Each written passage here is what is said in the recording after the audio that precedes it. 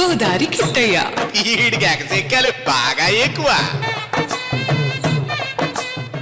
ఇదే నా మొదటి ప్రేమ లేక రాశాను నీకు చెప్పలేక ఎదుట పడి మనసు తెలుపలేక తెలుపుటకు భాష చేత కాక ఇదే నా మొదటి ప్రేమ లేక రాశాను నీకు చెప్పలేక పొద్దున్నే ప్రేమ లేఖలు పాడుకుంటా ఉన్నావు. కొంపదీసి రత్తాలకు లేఖ రాసి పంపేవా ఏటి? దాని మొగుడికి చదువు రాదు కదరా, నీకే ఇచ్చి చదవమన్నాడా ఏటి కొంపదీసి?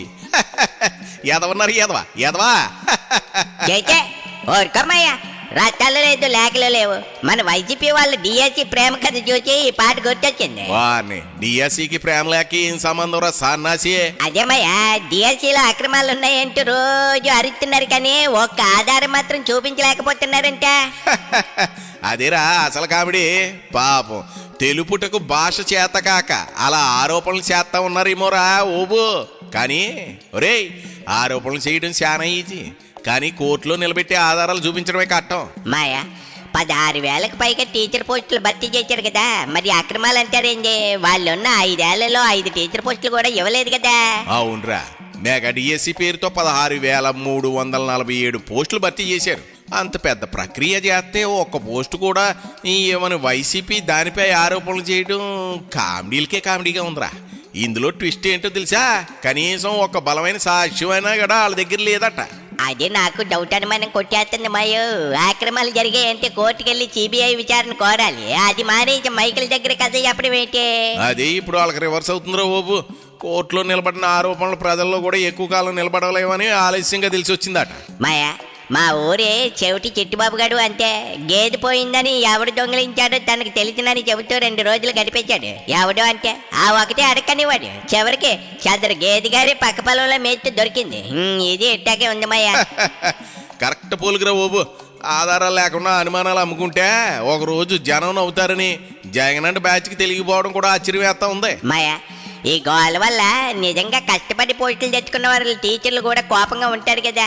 అదిరే సన్నాసి ఇప్పుడు జరుగుతున్న పెద్ద మలుపు. ఉద్యోగాలు సాధించిన వాళ్ళు తమ ప్రతిభతో వచ్చామని అంటున్నారు. వాళ్ళ అర్హతనే ప్రశ్నిస్తున్నట్టు మాట్లాడితే వాళ్ళు ఊరుకుంటారా ఏంటి? అంటే ఉద్యోగం వచ్చిన వాళ్ళందరూ వాళ్ళ కుటుంబాలు కూడా కోపంగా ఉన్నాయన్నమాట. అవునరా, ఒక ఉద్యోగం వెనక ఒక కుటుంబం ఉంటుంది. 16,000 ఉద్యోగాలంటే ఎంతమంది ఉంటారు లెక్కేసుకో. మాయా, అందుకే ఉపాధ్యాయ ఆత్మగౌరవ ర్యాలీలు కూడా చేస్తున్నారట కదా. అవునరా, మా ఉద్యోగాన్ని రాజకీయాల కోసం వాడొద్దు అని చాలా మంది బహిరంగంగా గట్టిగా మాట్లాడుతున్నారు. అంటే వైసీపీ పన్నాగం రివర్స్ గేర్ లో పడిందన్నమాట. అదేరా, ఒక ఎజెండా పని చేయకపోతే రాజకీయ పార్టీ వ్యూహం మార్చుకోవాలా. కానీ అదే రాయిని మళ్ళీ మళ్ళీ విసురుతా ఉంటే ఏదో రోజు అదే తిరిగి రాయి మళ్ళీ మనకే తగిలేస్తుంది. తగిలింది కూడానే. అంటే డిఎస్సీ అనే గులకరాయి విసిరబోతే జగన్ పార్టీ నేతలకు అదే తిరిగి వచ్చి గట్టిగా తల మీద బొప్పు కట్టేటట్టు తగిలిందనమాట. అంతేగా మరి. ప్రజల్లో స్పందన లేదు, యువత నుంచి మద్దతు లేదు. పైగా ఎంపికైన టీచర్ల కుటుంబాలు కూడా దూరం అయితే రాజకీయ లాభం చేకూరుతుందా ఏంటి? భారీగా నష్టం తప్ప పైసా మైలేజీ రాదు. మాయో, జగన్ గారు ఎందుకు ఈ విషయాన్ని ఇంకా వదలట్లేదు? అదే అర్థమై సావట్లేదురా.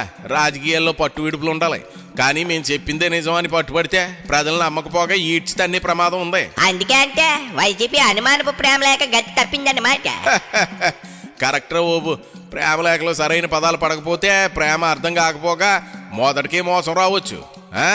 రాజకీయ ఆరోపణలో ఆధారాలు లేకపోతే జనం నమ్మరు. డిఎస్సి విషయంలో అదే జరిగిందనిపిస్తుంది. వామ్మో, నిజమేమాయో. మా ఆవిడ మార్కెట్కి వెళ్ళి మటన్ తెమ్మంది. అది లేకపోతే నన్ను కూరండేస్తుంది. నేను పోతున్నామయ్యా. పోరా సన్నసి. కానీ గుర్తుపెట్టుకో, రాజకీయాల్లో ఆరోపణలు అనేది ప్రేమలే కాదు. రాసి పంపితే సరిపోదు. చదివే వాళ్ళు నమ్మేలా ఉండాలా, ఆధారాలు కూడా ఉండాలా. రే ఓబు, ఇక వెళ్ళి మటల మొక్కలు తినిపో.